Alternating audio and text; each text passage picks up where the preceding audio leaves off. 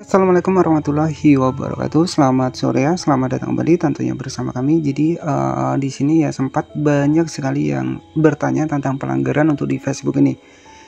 Ya, jadi terus terang banyak sekali yang berkomentar tentang menanyakan untuk pelanggaran di Facebook ya. Jadi di sini ya perlu saya garis bawahi juga bahwa pelanggaran itu tidak terjadi hanya pada video kita saja.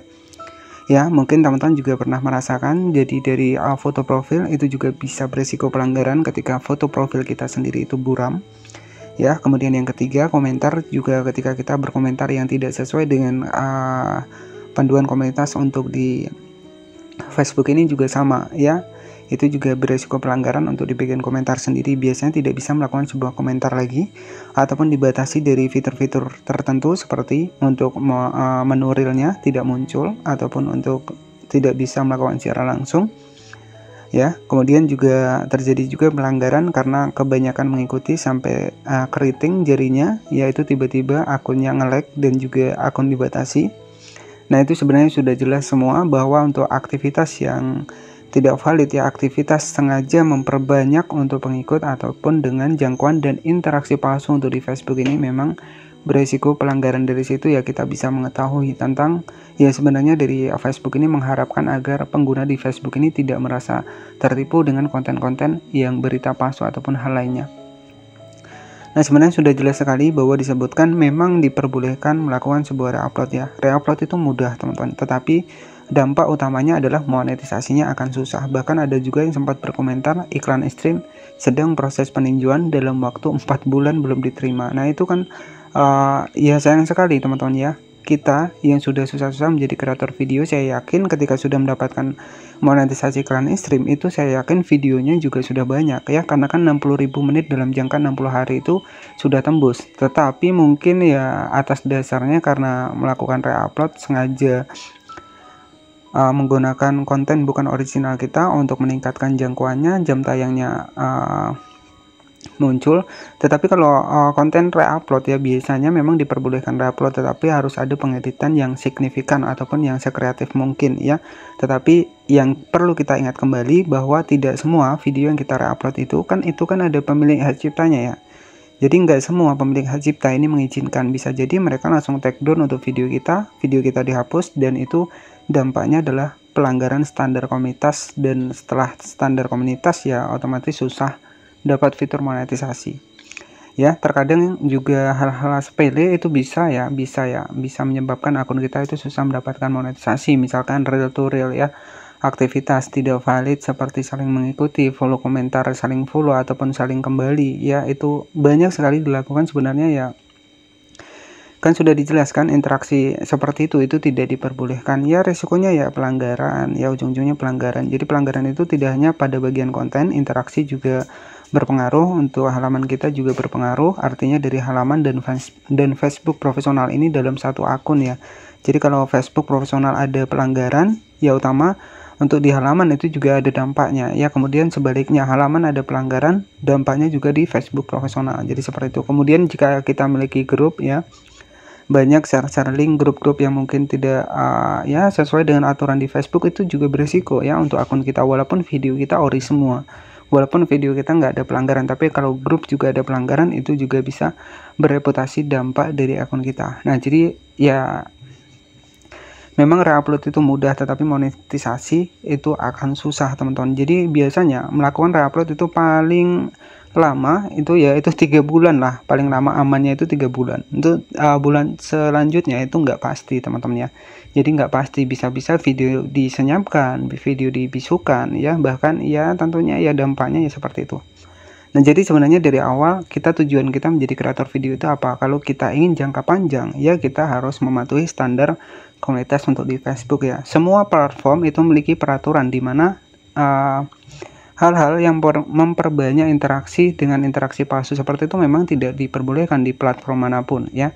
Jadi di TikTok juga sama seperti itu, di YouTube juga sama seperti itu. Jadi ya dari situ sudah terlihat bahwa sebenarnya ya tentu ketika memang dari awal tujuan kita untuk menjadi kreator video ini sebagai jangka panjang, karena memang nggak bisa kita cepat ya untuk mendapatkan monetisasi ya, memang perlu proses ya, nggak bisa langsung cepat langsung dapat monetisasi, langsung dapat gajian, nggak bisa seperti itu Ya, segala sesuatu ya perlu proses dan juga tentunya kerja keras ya. Oke, jadi di sini kita langsung saja masuk di bagian Facebook ini sebagai motivasi saja buat teman-teman semua bahwa ketika memang kita ya berniat menjadi kreator video ya tentunya ada penghasilan yang kita dapatkan. Kita masuk di bagian pembayaran, kita masuk di bagian transaksi. Nah, inilah untuk pembayaran yang sudah saya dapatkan ya. Ini dari fitur monetisasi iklan stream, statusnya sudah dibayar, ada $100, ada $19, $80 jika dikumpulkan menjadilah $100 dan akan dibayarkan ke via rekening bank kita. Ini saya bocorkan, keenakan dari metode pembayaran di Facebook ini lebih enak teman-teman sebenarnya ketika untuk pengisian kita itu tidak ada masalah. Yang pertama, kita tidak perlu verifikasi PIN ya, berbeda dengan di YouTube ya. Jika di YouTube teman-teman harus mendapatkan PIN yang dikirim dari Google AdSense ya, jadi di bagian dari kantor pos kita. Nah, berbeda untuk di bagian Facebook ini lebih enak sebenarnya metode pembayarannya. Ya, jadi setelah kita masukkan metode pembayaran sudah pas, tidak ada yang salah, itu ya ketika akun kita aman, nggak ada pelanggaran, ya itu langsung ditransfer saja. Ya hanya saja karena memang pembayaran internasional, maka kita wajib menunggu ya, harus sabar juga karena internasional kan berarti memang dari Amerika sana ya. Jadi ketika memang penghasilan itu dibayarkan tanggal 21 ya belum tentu tanggal 21 itu masuk ke rekening bank kita, bisa jadi tanggal 25, bisa jadi tanggal 26. Dan untuk hari libur itu juga menentukan juga. Jadi kalau hari libur belum masuk untuk gajinya ya memang wajar karena bank juga hari libur itu libur juga. Jadi seperti itu ya. Nah, jadi itu yang bisa saya sampaikan karena semua sudah saya bahas di sini. Jadi mungkin ini sekilas ya pemahaman lagi buat kedepannya apa sih untuk rencana kita menjadi kreator video di Facebook ini. Dan satu pesan lagi dari saya, gak usah terlalu berfokus di Facebook. Teman-teman bisa mencoba platform lain seperti TikTok ada monetisasi, seperti YouTube ada monetisasi ya, seperti Shopee Affiliate itu teman-teman juga bisa share produk dapat komisi. Ya, jadi jangan fokuskan pada satu aplikasi saja yang mungkin membuat kita ini selalu berambisi. Nah, re-upload itu mudah ya, seperti yang sudah saya bahas di thumbnail, re-upload itu mudah, tetapi monetisasi bisa jadi susah ya. Jadi seperti itu. Nah, ini ya kuncinya buat teman-teman semua. Oke, jadi di sini sudah jelas kita masuk ke Google Chrome, kita masuk di standar komunitas ataupun kebijakan monetisasi mitra, kita masuk di bagian membagikan konten asli. Nah, di sini kan sudah jelas, sudah ya maksudnya sudah dijelaskan dari Facebooknya. Ya, ini bukan berarti saya ini menyuruh teman-teman baca itu enggak ya. Nah, inilah maksudnya, inilah aturan dari Facebooknya, bukan kita harus membaca itu enggak ya. Inilah yang harus kita pahami di sini. Jadi ya ada sih yang berkomentar kalau cuma baca aja kami bisa bang. Jadi kan maksudnya kan bukan hanya bacanya, jadi poinnya yang kita lihat dari sini ya. Nah, di sini sudah jelas ya. Jadi kreator memonetisasi konten yang mereka buat, yang pembuatnya melibatkan mereka atau yang secara langsung menampilkan kreator, penerbit ya, ataupun pihak ketiga ini bisa dimonetisasi. Nah, di sini sudah jelas konten yang tidak asli atau direproduksi ulang tanpa peningkatan signifikan ya dari pengeditan tidak bisa dimonetisasi ya. Jadi akan terjadinya konten ya keaslian konten terbatas ya, dan susah dapat monetisasi untuk di Facebook ya. Nah, tentu di sini ya konten tidak asli ini memang mudah kita buat, tetapi monetisasinya akan sulit di kemudian hari karena rata-rata itu pelanggaran konten tidak asli semua. Nah, mungkin ya tips dari saya ya intinya kita jalan pelan nggak masalah, yang penting akun aman, reputasi aman, monetisasi bisa dapat semua. Jadi ketika konten kita asli, maka Facebook pun akan menilai dan fitur monetisasi bisa datang sendiri tanpa harus kita kejar. Nah, itu kunci utamanya, dan jadikanlah menjadi kreator video ini sebagai jangka panjang. Suatu saat kedepannya bisa mendapatkan monetisasi, alhamdulillah bisa menambah penghasilan kita. Walaupun kita nggak kerja keluar, kita ada penghasilan dari rumah. Nah, itu saja sedikit informasinya, sedikit ulasannya karena sudah saya bahas.